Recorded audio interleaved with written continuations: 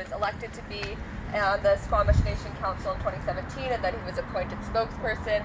He's one of the youngest fluent speakers of the Squamish language.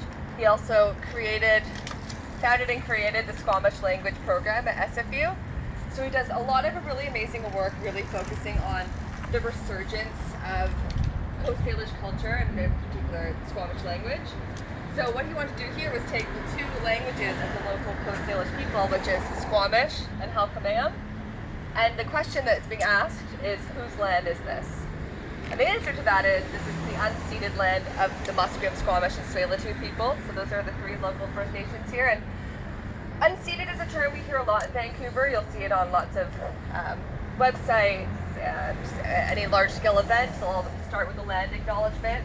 And unceded means the land here was never surrendered. There was not treaties in place when colonizers came here, and lots of other parts of Canada there had been treaties like the Peace of Friendship treaties and the numbered treaties, and that's not saying there's not atrocities associated with those as well, but pretty much the entirety of British Columbia is unceded. So here it's unceded Musqueam, Squamish, and Tsleil-Waututh.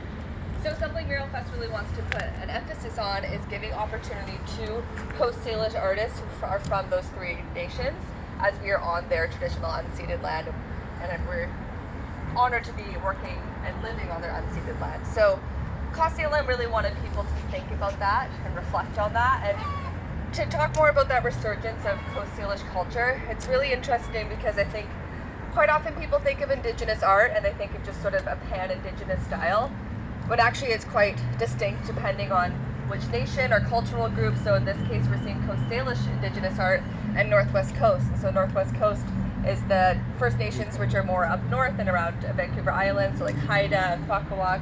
And Northwest Coast art is really the Indigenous art that has been made most popularized and mainstream. So when colonizers came, there was a demand for Indigenous art, and it just worked that Northwest Coast art was the art that became most popular and most in demand. So much so that quite often Coast Salish artists would end up practicing Northwest Coast art because that's what people wanted. So as a result, Coast Salish art suffered, and they're very similar but also very different in many ways. So some differences that we see here, Coast Salish art uses a lot more circles, whereas Northwest Coast art, it's a lot of these big thick lines and a use of ovoids, so a lot more of an oval shape.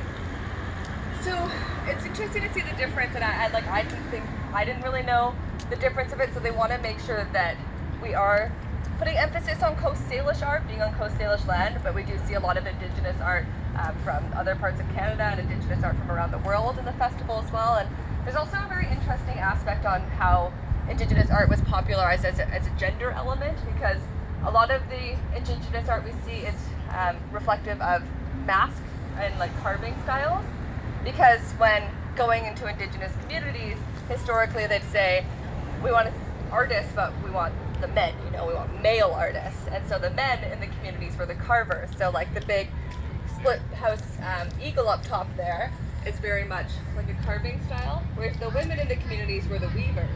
So you don't see that weaving art style reflected as much, but we will see a few examples of a weaving style in two other pieces. So it's really interesting to think more to that. And as for Mural Fest's commitment to truth and reconciliation, some things that they do, they had Cost Salem and Paul Windsor with Indigenous